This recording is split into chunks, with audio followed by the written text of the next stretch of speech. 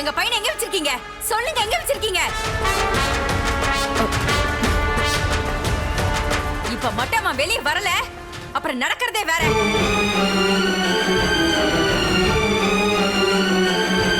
உங்க குடும்பத்து மேல போலீஸ்ல கம்ப்ளைண்ட் கொடுத்துருவோம். என்ன பயமுறுத்துறீங்களா? நாங்க தான் கூப்பிடணும், நீங்க தான் அசிங்கப்படணும். மிஸ்டர் விஸ்வநாதன், என் பையன் எங்க? சொல்லுங்க. எங்க உங்க பையன் எங்கேயோ ஓடி போனதுக்கு நாங்க எப்படி காரணமாக முடியும்? எங்களுக்கு எதுவுமே தெரியாது. அவங்க தான் புரியாம பேசுறாங்கன்னா நீங்களும் அதே சொல்லிட்டு இருக்கீங்க.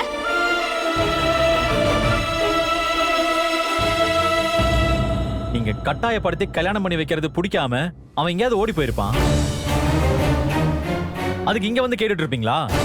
நீங்க முதல்ல தயவு செஞ்சு வெளியே போங்க. அப்படி சொல்லு. பாத்தீங்களாங்க, நம்ம பையனே ஓடி போயிட்டானா? இவங்களுக்கு எதுவும் தெரியாதான். விஸ்வநாதன் சார், இந்த பொண்ணு என் பையனுக்காக எத்தனை வருஷமா காத்துக்கிட்டு இருக்கான்னு உங்களுக்கு தெரியுமா? இந்த கல்யாணத்துக்கு சொந்த பந்தமெல்லாம் எங்க வீட்டுல கூடி இருக்காங்க. என் பையன் எங்க இருக்கான்னு தெரிஞ்சா தயவு செஞ்சு சொல்லி தொலைங்க. சார், எங்களால உங்க பையன் கல்யாணத்துல எந்த தடங்களும் வராதுன்னு நான் தான் வாக்கு கொடுத்தனே. நான் கொடுத்த வாக்கை என்னைக்கு மீற மாட்டேன்.